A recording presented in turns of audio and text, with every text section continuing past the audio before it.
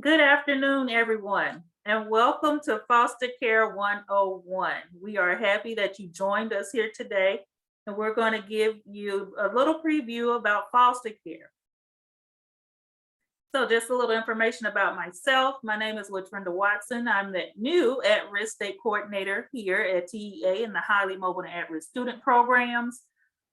Before I came to TEA, I was in the school district. I was the district counseling facilitator, and I was also the district foster care liaison. So I bring a wealth of knowledge with me, and I'm so happy to work with you all. So let's begin. So some objectives for today. We are going to provide educators with useful information for addressing the educational needs of students in foster care.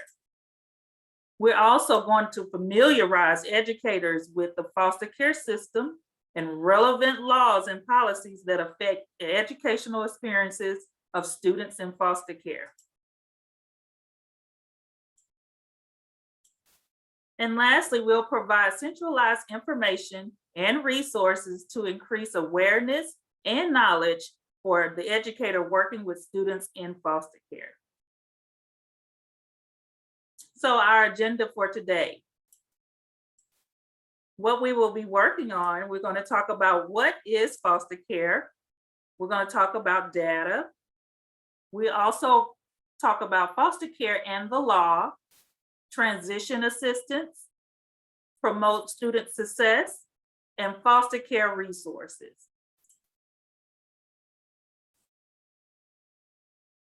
So before we begin, let's see who is here. Please indicate your job. I know you already started.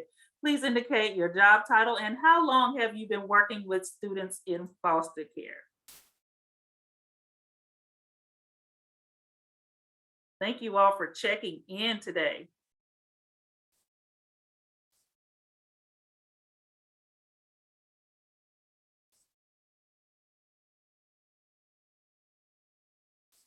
We welcome you all here. And yes, we will have a link of this PowerPoint and the presentation. We are recording it and it will be on our webpage under TEA Foster Care Resources. We will post the video there. Please keep checking in. We're so happy to see a variety of titles today.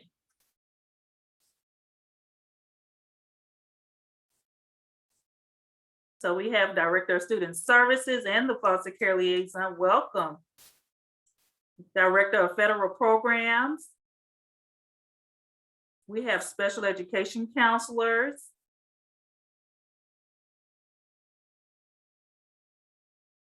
We welcome our ESC specialists. Happy to see you all here today. So let's go ahead and begin with our presentation.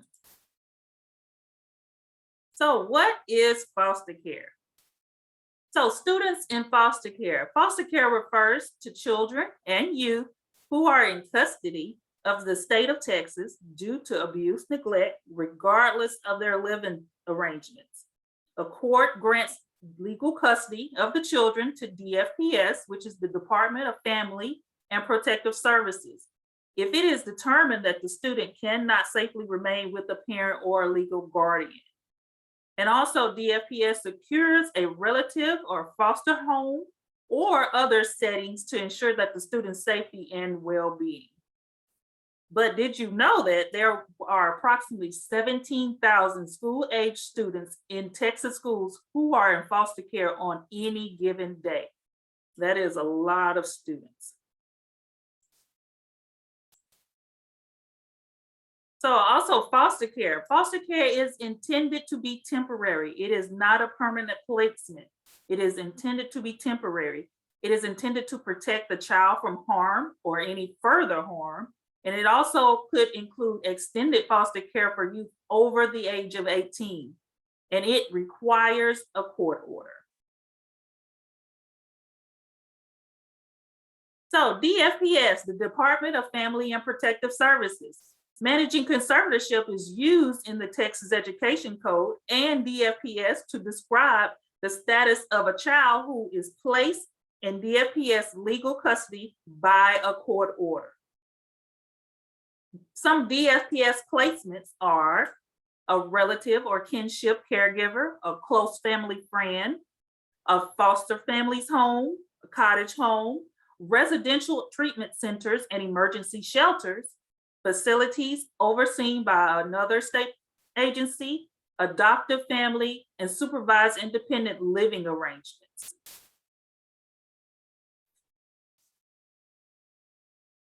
So let's talk about the wheel of support. We have our foster student in the middle, and all of these wheels work together to ensure the student's success. So let's start with families. Our families, we must keep our families involved with the school life of the students. We want to ensure that those students have that proper background for those parents to work with them. So we want to keep the family involved. Caregiver, it can be a relative, a foster parent. A caregiver is responsible for matters related to the student's education. Next, in our circle, we have DFPS, caseworker, education specialist, a PAL, or others. So DFPS school personnel may interact with DFPS and involve in the life of the student as a caseworker or a preparation for adult living, which is a PAL, and a DFPS educational specialist. So we all need those to work together. Next, we have therapy and medical providers. Students may receive counseling, therapy, or other medical and mental health services, communicate with caregivers to maintain regular school attendance. So we as a school need to work with our parents and our caregivers to make sure those attendance needs are met, but we do want to make sure those students, if they have them, receive those therapy and medical services. So next is the community-based care. Foster care liaisons and school leaders work together to ensure processes are conducted. You may have after-school activities, you may have mentoring programs, and any other community activities. Next, we have our schools.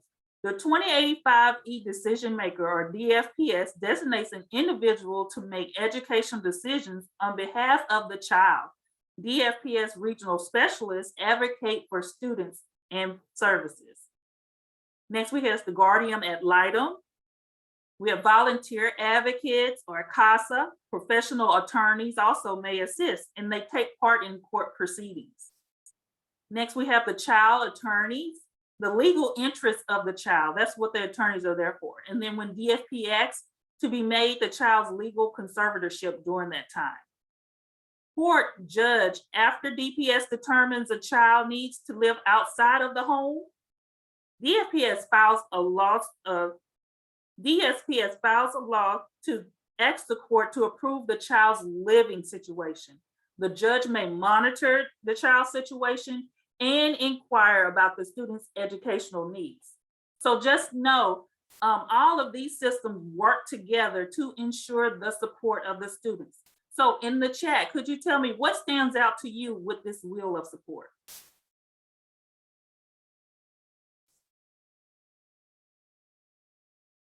And have you worked with those with the wheel of support? And remember, all of these, we are all one child. We play many roles in the foster care student's life.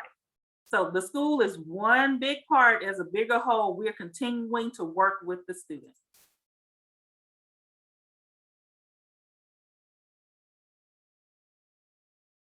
So now, do we have any questions at this time? We covered the first part about the law, about what is foster care.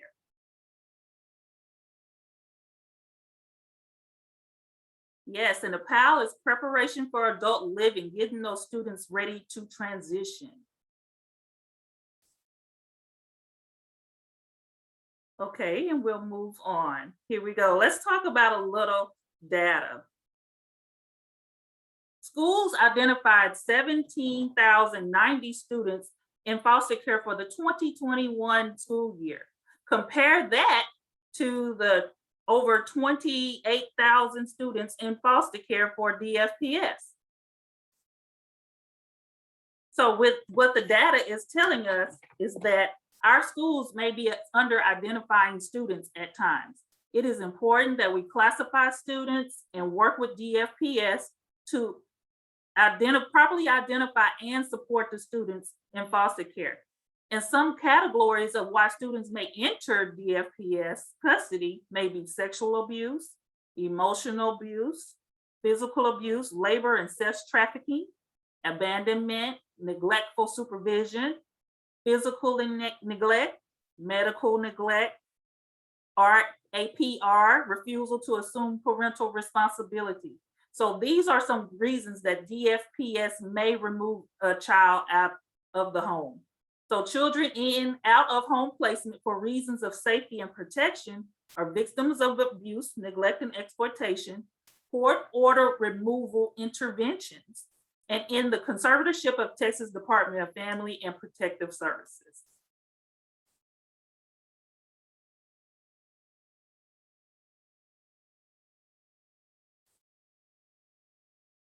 So let's look at the graduation. Looking at graduation and dropout data, because of ESSA, we now have this data to view.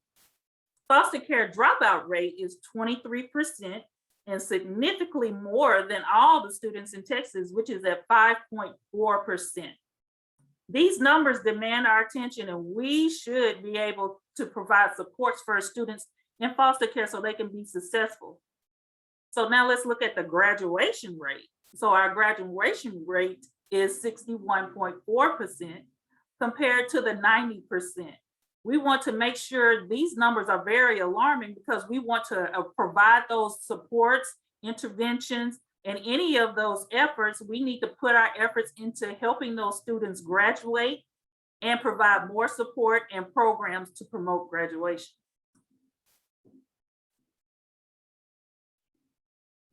So now let's look at foster care and the law. So with ESSA has provided us, I will walk you through that. ESSA has provided us with a high level overview for 2016 and requirements for foster care. So mandatory collaboration between child welfare and educational agencies at both the local and the state level to ensure school of origin protections, transportation, best interest decision-making, dispute resolution processes are jointly established and followed. So this is coming from ESSA. This is what foster care built out at ESSA, which is a federal law. Also, foster care liaisons and DFPS educational specialists are provided through this law, which as Texas, we already have foster care liaisons. So we're happy to do that. So designate a state and local level points of contact. So our foster care points of contact for our district, and we also have foster care champions at our ESCs. Next, collaborate on the best interest decision-making process between educational and child welfare agencies to determine factors that influence whether remaining in the school of origin is in the best interest of the child. And remember, any decisions that are made is within the best interest of the child.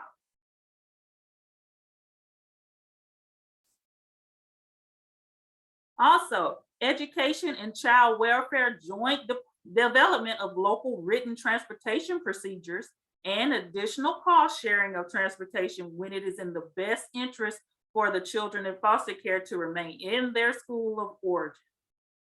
Reporting of disaggregated data by state and local education agencies on the academic achievement and graduation rates of students in foster care. And that is why we have that great data because of ESSA. ESSA stated that we must have that educational and academic achievement data and graduation rates.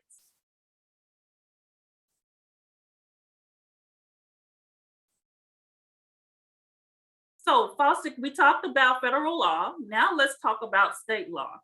It is required that each school district has a foster care liaison to facilitate enrollment and other resources for the students in foster care. We ask that each district submit their foster care liaison in our Exhead system that is on the TEA's website. Please work with your Exhead district coordinator to ensure that it is up to date. So we always pinpoint you back to our Exhead because that's where we are able to locate all of those foster care liaisons. And we want to ensure that we have your information and we're able to disseminate information to you. Our PEAMS coding, foster care PEAMS indicator. You will find this table at C196. So you have 0, the student is not currently in the conservatorship of Texas DFPS. 1, you may code a student 1 if student is currently in the conservatorship of Texas DFPS. And 2, pre-kindergarten students was previously in conservatorship of Texas DFPS. And number 2 is dedicated towards pre-kindergarten students. And then number 3 is new.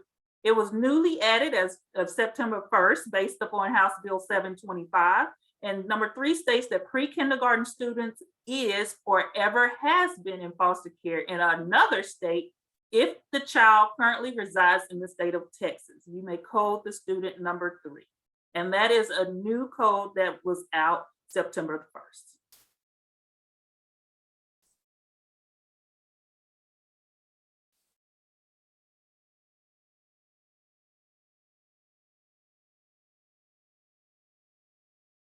Enrollment.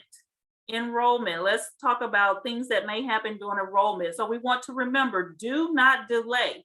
We want to immediately enroll students in foster care. If they coming to enroll in school, we want to make sure we immediately enroll them. Also, while you're enrolling them, make sure you maintain confidentiality and sensitivity in front offices when students are enrolling. Also, make sure the students are placed in the appropriate classes. We want to make sure you request students' records if you do not get them at the time of the enrollment. And also, if the student may have special needs or if special education services are needed. Does the student need any materials or supports? Who can you ask for that information on your campus? And then make sure you conduct an enrollment conference within the first 2 weeks of enrolling at a new school or within the first 2 weeks of being identified. This is some reminders, some enrollment reminders. Immediate enrollment for foster students. Make sure when you enroll, you have the 2085 and the 2085E forms to make sure you can actually code those students as foster care. The school of origin considerations are done, and make sure you are speaking with your school nutrition program so those foster care students may receive those benefits as soon as possible. Also, you're at risk for compensatory education. Make sure those codings are done and what compensatory education that you may offer within your districts because they vary from district to district. The college tuition and fee waiver. So if you have older students who are registering, make sure you give that opportunity for them to understand about the college tuition and fee waiver. And then for pre-K letters provided to the school, if you need to verify a pre-K, make sure you email DFPS pre-K verification mailbox at that mailbox below.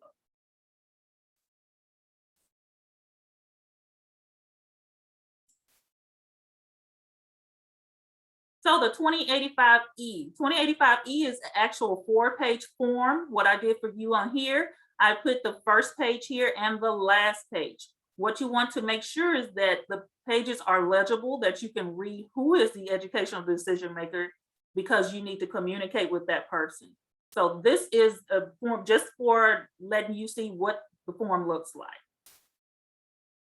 The placement authorization form, the 2085E. This is also a 4-page form, but I placed on here the first page and the last page. And also other forms of the 2085E series. There are series within the form. So you have the foster care and residential care, the 2085FC. You have kinship or other non-foster caregiver, 2085KO. And you also have the legal risk, the 2085LR. All these forms are acceptable for coding our students as foster care. Next, provisional enrollment. Students may be provisionally enrolled even if they do not have their immunization records. This is guidance from the state health services. They have 30 days to provide their immunization records, so they still can be provisionally enrolled.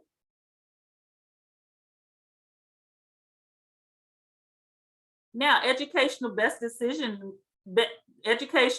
interest coordination. So this is a form that we help conduct with TASB, the Educational Best Interest Form. It supports coordination with DFPS and is to be filled out with the foster care liaison, school staff, and provided to DFPS to support educational decision-making. This is what you would use to guide any decision-makings for those students on the campus. And this resource is located on our TEA foster care resource page. Transportation for students in foster care. This is also another TASB transportation procedure planning template. This is a template you could use that can guide your transportation procedures, your transportation strategies, and individual transportation plan for a student.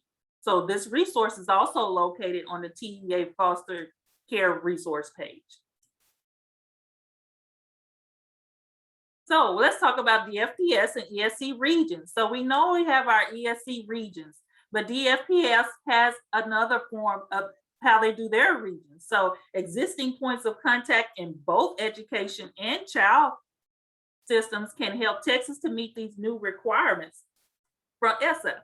So we have a link on our TEA foster care resource page for our DFPS educational specialists. They have a list there according to region, and you also can search your DFPS educational specialists by county. So there's a drop down title, and then you can also click on the county you would like, and it will show you your DFPS educational specialists. At ESC regions, we have a foster care champion at every ESC region. So you also are able to view and get help and troubleshooting from your foster care champions at your ESCs.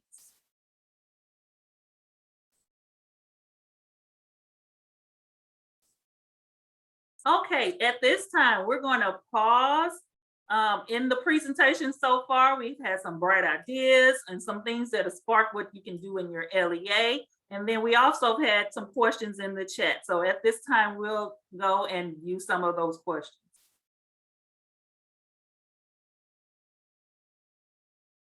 And Kelly. Great.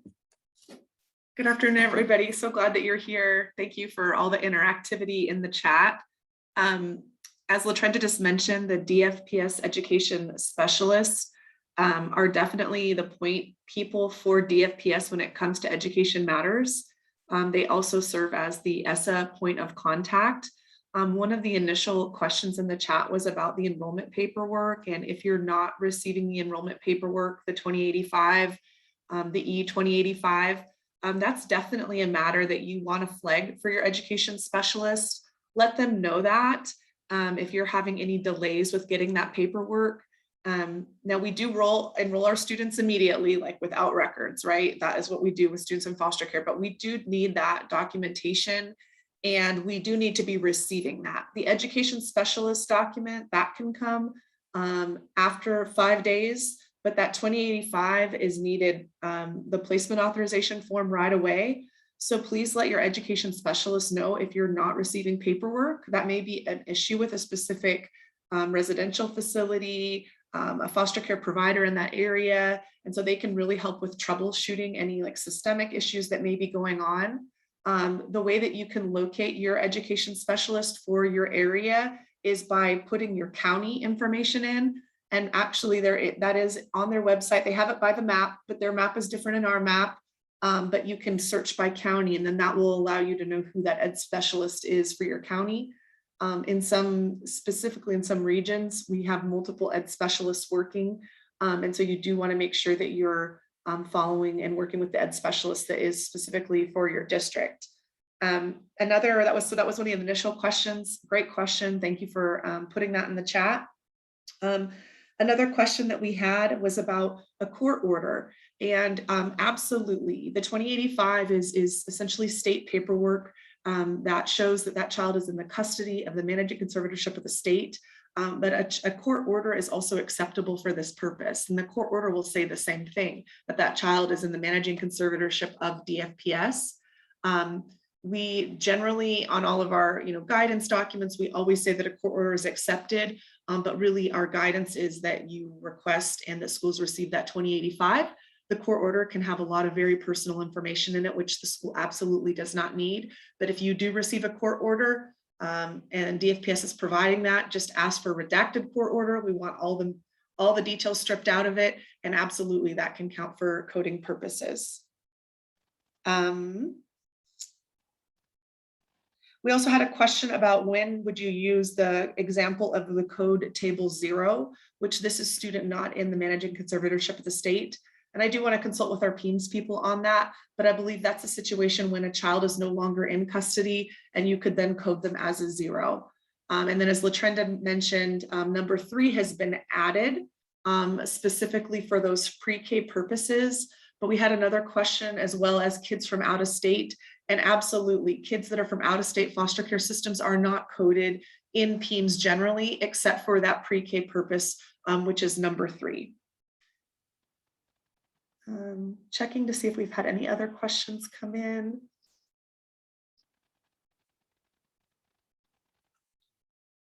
So I think that's the bulk of the questions we've received up to this point.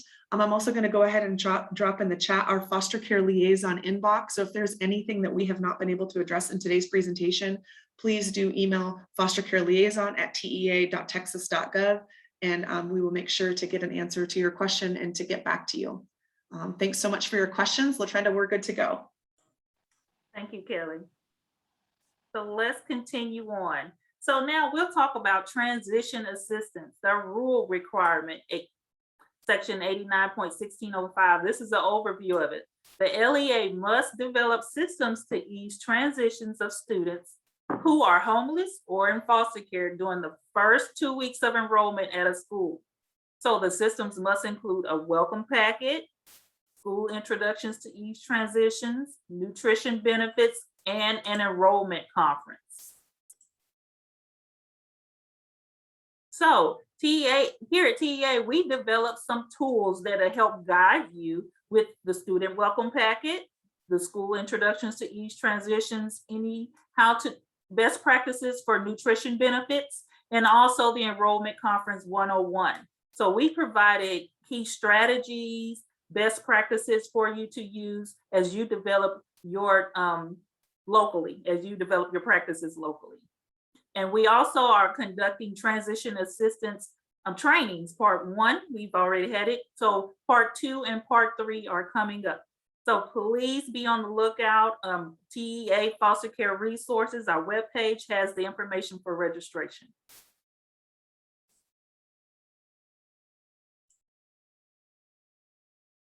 Transition planning.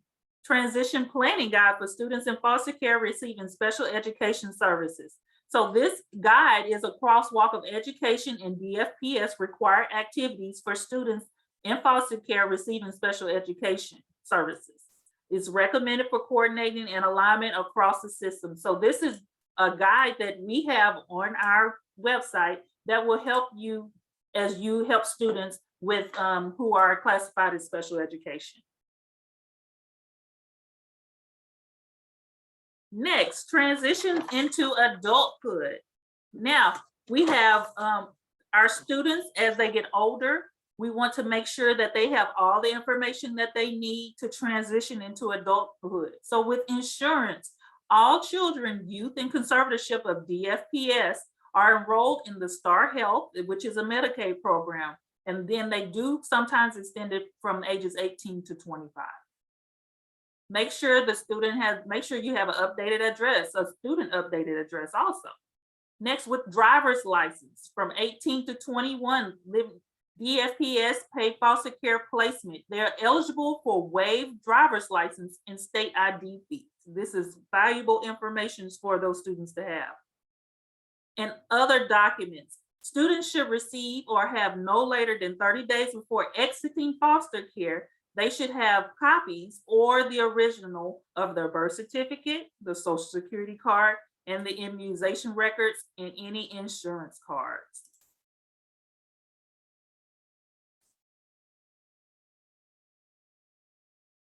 So post-secondary education. So those students who are in school and ready for post-secondary education, we want to ensure and let them know all the benefits that they have. So for college tuition and fee waivers, youth are eligible to have college tuition and fee waiver at Texas state supported colleges, universities, as long as the student is enrolled at least one college credit before the age of 25. The Education and Training Voucher, ETV. So this is a federally funded program that administers for youth in foster care and those adopted from the SPS after the age of 16. Their eligible students receive up to $5,000 financial assistance per year to support any post-secondary educational goals. Next, we have the FAFSA, the free application and federal student aid. There are specific questions which ask prospective students to identify themselves as having been in foster care. So we want to ensure that those students know those questions are on there, and that if they check them, the prospective school that they're going to, they may have benefits for them on that campus. And also, did you know the 21-22 school year, with students enrolled in the 12th grade, that each student must complete and submit either a FAFSA, a task form, or an opt-out form in order for graduation. Higher education foster care liaisons. Every higher education institution is required to have a designated foster care liaison who assists students in or formerly in foster care in navigating higher education.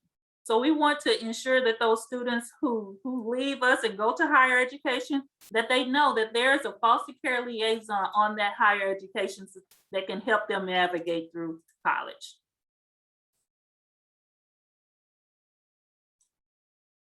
Now, any foster care resources. Let's look at foster care resources now. So we have our foster care FAQ. And in 2019, we gathered questions and concerns, and we created this foster care FAQ. And the topics that are covered in this FAQ are teens coding, pre-K qualifications, post-secondary education, and information for foster care liaisons.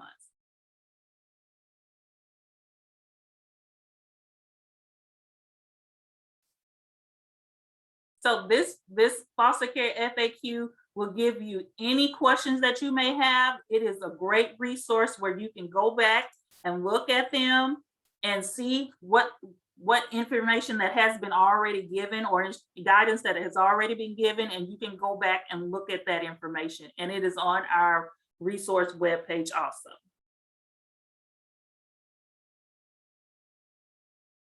So just for clarification, did anyone have any questions about our higher education foster care liaisons or anything about post-secondary education? Want to give an opportunity for that.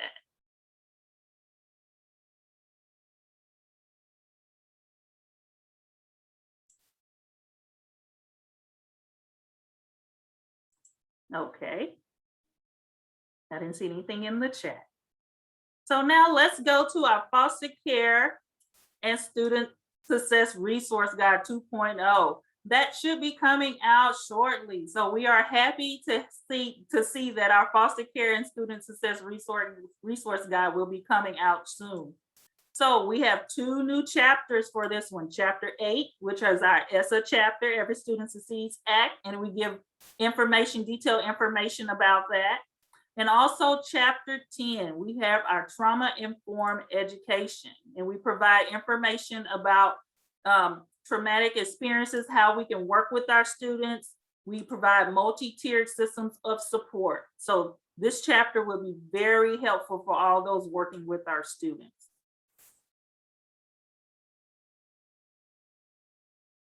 And in the chat, Kelly is putting information in the chat regarding higher education liaisons and also our DFPS tuition and fee waiver information. So we want to make sure our students are prepared for those post-secondary opportunities.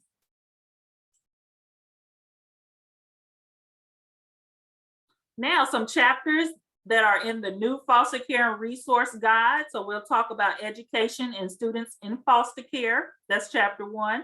In chapter 2, we'll talk about increasing cross systems awareness. So we need to know what the other does, so we make sure that we can collaborate together. Chapter 3, building cross systems partnerships, working with others to ensure the success of our students. Chapter 4, Childcare 101. Chapter 5 is foster care liaison. So it provides you information about what foster care liaisons can do and also helpful strategies. Chapter 6, we have enrollment, withdrawal, and other transition considerations. Chapter 7, we have identifying students and maintaining confidentiality. Chapter 8, we have our Every Student Succeed Act. And then chapter 9, we have education decision-making. We talk about all those things that go into making sure we make the right decision for the student. Chapter 10, trauma-informed school supports. And chapter 11, student support and interventions. We want to make sure we have all those interventions that we may be able to provide our students. In chapter 12, we have special education services. In chapter 13, transitioning from foster care and post-secondary opportunities. So we can't wait for you all to see this guide. It should be coming out shortly, and this guide will help you in any questions and guidance for foster care students. So at this time, we want to make sure I spoke about Exhead earlier and wanted to make sure we understood where Exhead was. So LEAs need to confirm that their foster care liaison is listed in Exhead accurately. So if not, contact your LEA Exhead coordinator to request any changes or updates to the Exhead directory. So more information is available on the TEA's Foster Care and Student Success website under the Foster Care Liaison tab.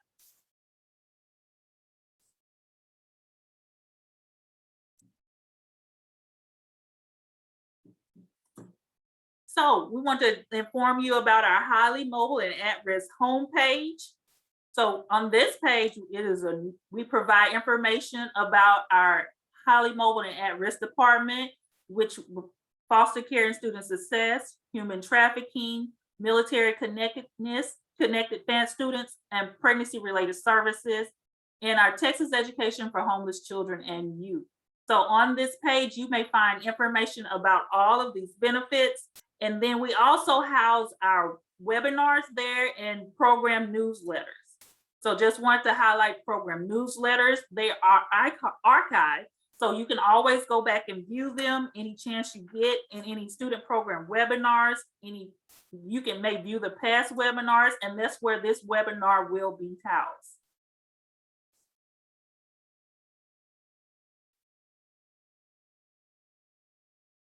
Next, our foster care newsletter. We released one in October 5th in 2021. We released our newsletter. So if you did not receive it, I'm going to show you how to sign up for it so you can start receiving our foster care newsletter. So in the newsletter, we talked about back to school checklist. We also talked about foster care liaison appointment reminders. We talked about PEAMS coding and documents. It also spoke about pre-K eligibility for students in foster care. We guided you to our foster care Q&A. We also talked about transition assistance and self-assessment tool that will be coming out shortly, and new TEA foster care contact, which is myself. So I'm happy to join you all. And then a future LEA spotlight. So what I would like to do is highlight foster care spotlights for your district. So if you're doing some great interactions, great strategies, you're seeing a lot of improvement, or you have anything that you would just like to brag on yourself or your district about, please email those to us. We would love to put those in the newsletter. So please email fostercareliaison@tea.texas.gov so we can highlight some districts and provide some best strategies to other districts within the state. So please share your good information that you have And we would like to share more information with everyone else too.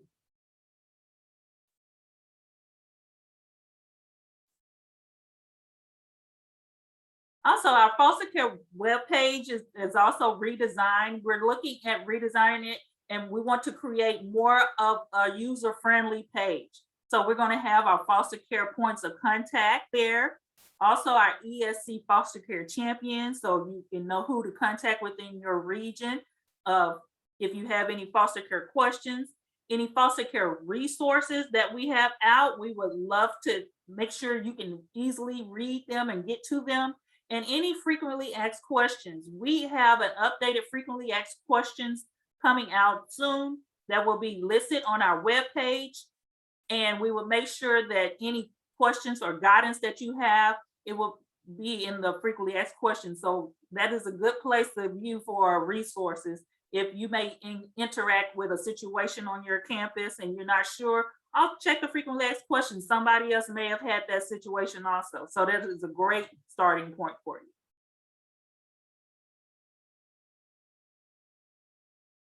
Now, here's a place to sign up for updates. We want to make sure you receive all the updates we're sending out. So a screenshot of the TEA the front page. At the top, it has sign up for updates, and then you make sure you sign up for our at-risk and highly mobile student program division. As an overall, we send out newsletters also. The foster care and student success, and then you can also fill out for McKinney-Vento homeless education, mental and behavioral health, and military connected students. So these is places where we love to send out information to you. We want to make sure you have all the information and resources to be successful. So please sign up so you can receive those informations. So at this time, before we do that, we'll have any questions. So Kelly, do we have anything in the chat?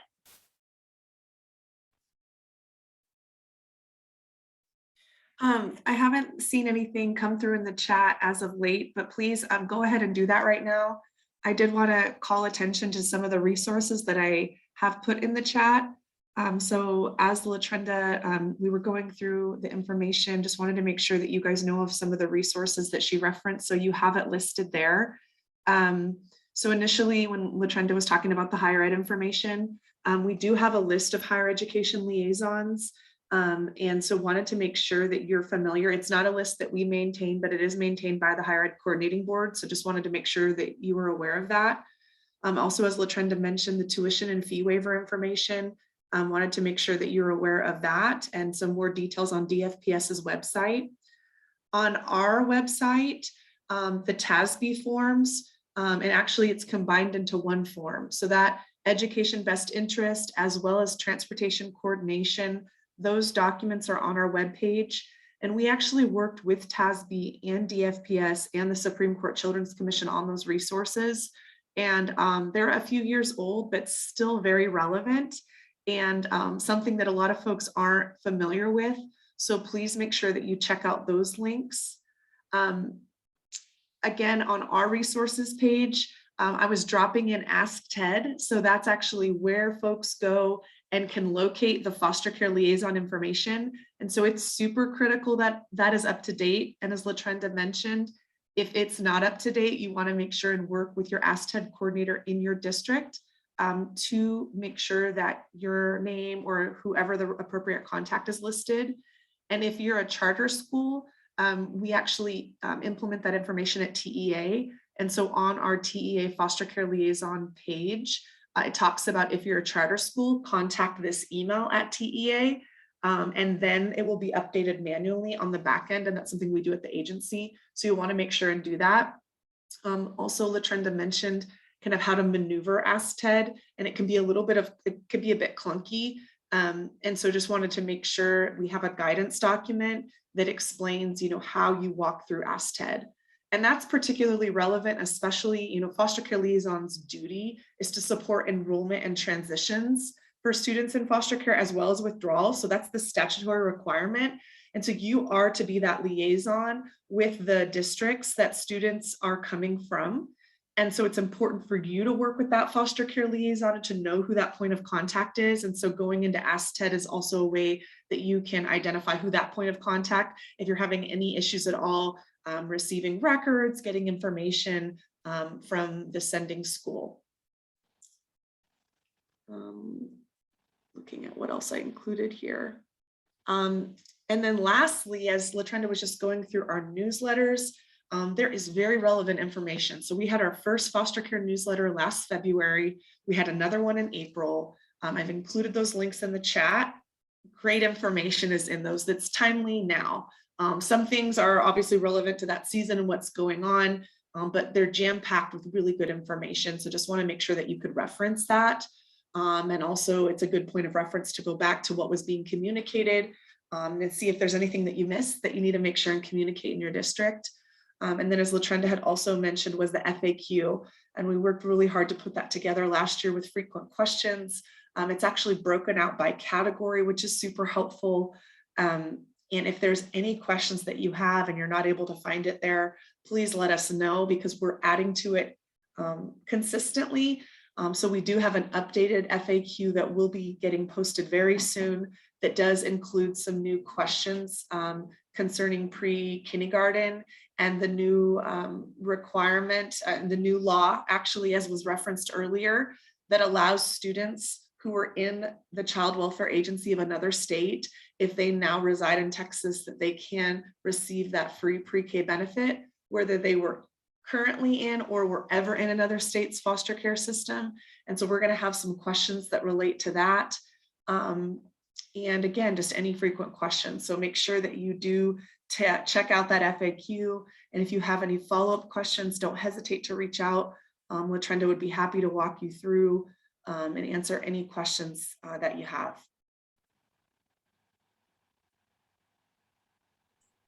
So we're pausing now for any questions. If you have any questions, please place them in the chat. Yep. There's a question about, is there a list of ESC foster care champions? And yes, there is. And we are actually also working to update that list. There's been quite a few changes in who that ESC point of contact is. And so we're working to get a contacted list available and posted, which should really be up in probably the next week or two. So just definitely be on the lookout for that.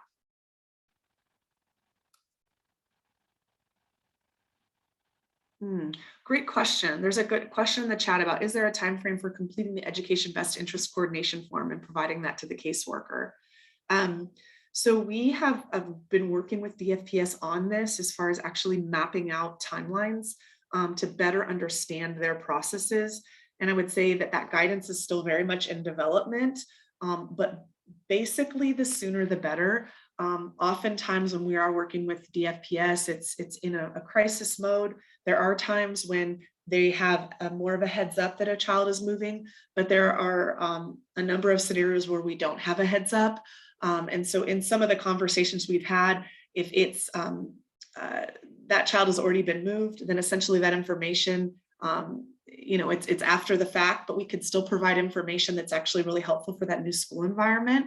But when there is more time to really thoughtfully plan, I believe we had discussed like 3 to 5 days, but we don't have this informal guidance yet. And it's still very much the process is something that still needs to be formalized. But I think that would be a good ballpark. Also just asking that specific caseworker when they need the information is going to give you the most accurate picture, and it really is going to vary by the student. And we really do see liaisons playing a role in quarterbacking, working on your campus to get that information, or your campuses, however it works, or the different respective people, and providing that information. And you have the eyes and ears to the school day that DFPS doesn't have. You are the school expert, and so your information and participating in that education best interest coordination form can really provide helpful information that informs DFPS kind of in that decision-making process. So we appreciate you reaching out with that question. And as you get into that process, I would definitely please reach out to us if you have any questions. It would also be a great thing to discuss with your education specialist in your region regarding how to coordinate around best interest. Would be something that it would be good to have your local processes worked out regarding that. Yeah, the slides, we do need to be making them ADA compliant before we can post them, but we will be making this available on the website. And we are going to be building out training on foster care this year. So this is really just getting started, dipping our feet back into foster care training at the agency. As you all have met LaTrenda today, our new at-risk state coordinator, who is our point of contact and our lead on our foster care training. And so she is going to be building out training. Today was very much a high-level overview, discussing a lot of topics at pretty quick pace, but we're going to be developing out, LaTrenda will be developing out training to really take a deeper dive around the different topics that were shared today, other topics that haven't been addressed. And as she mentioned, our new foster care resource guide 2.0, it has updates from 3 legislative sessions, the 2 new chapters, tons of new icons, resources, tools, and things listed, and we will be developing out training around that guide. So stay tuned for that as more training and more information will be made available.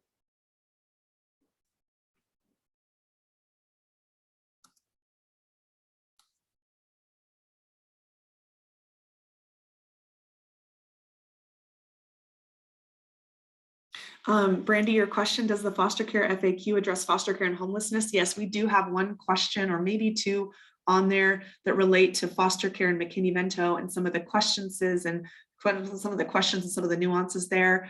This is also an area that we plan to develop out additional training. As we know, there is many nuances in certain scenarios where a student is in foster care, but also McKinney-Vento eligible, and have heard that folks need more clarity on that and more training and information. So we're working on that, and we'll be working on that and developing more guidance this year.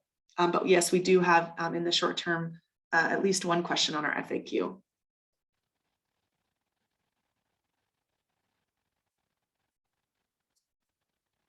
And any specific questions that you have also, please, as you see it here, foster care liaison at ta.texas.gov.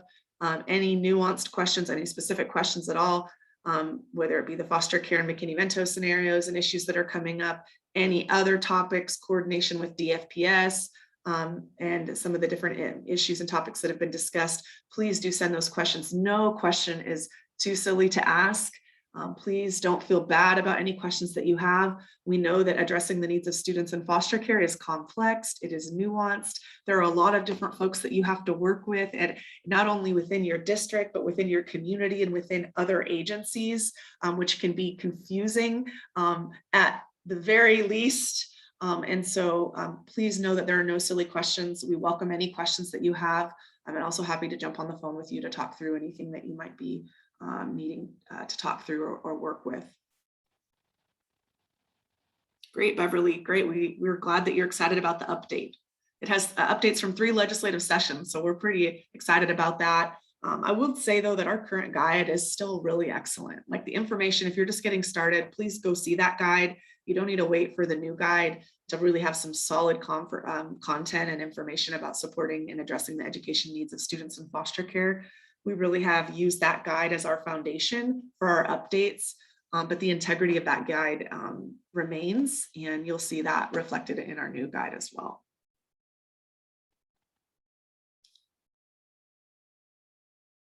Go ahead, LaTrenda, I'll turn it back over to you.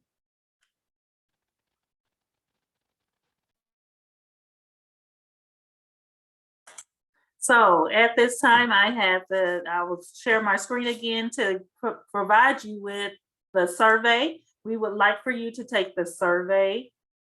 Let me make sure I share my screen again to show you that. So we would like for you to take the opportunity now to provide us with feedback of the presentation and for any information that you would like to see more trainings about. So as Kelly stated, I will be providing more trainings focused on foster care. When the guide is released, there will be focused trainings focused on probably some of the chapters in the foster care guide. So any interest that you may have, any topics that you would like to see discussed, please place them within the feedback for the presentation. We are taking a close look at it. We are gauging. We want to engage you to see what your needs are for your LEAs. But in order to do that, we would like to know more information. So please provide us with any topics that you would like to see discussed. Also provide us with any information. I still would love for you. If you could use the QR code, I'm not sure why the link is not working, but please try the QR code. So if you have any great news that your district is doing with foster care students, or any best strategies or best practices that you have developed, please send those to us through fostercare@tea.texas.gov. We would love to share information. We would love to hear about best practices, because it could really help someone else to build their practices in their district. So please provide us with that information. We are so happy that you all came today. We want to make sure we build items that are geared towards you. So please, thank you all for coming today. Please make sure you fill out the survey if you have any. And we will send out another link to all participants. We will send out the survey link to all participants after the training. So if it's not working for you, you will get that information after the training. So we would like to thank you all for coming today. If you have any other questions or comments, we appreciate you being with us today, and hope this information helped you out greatly.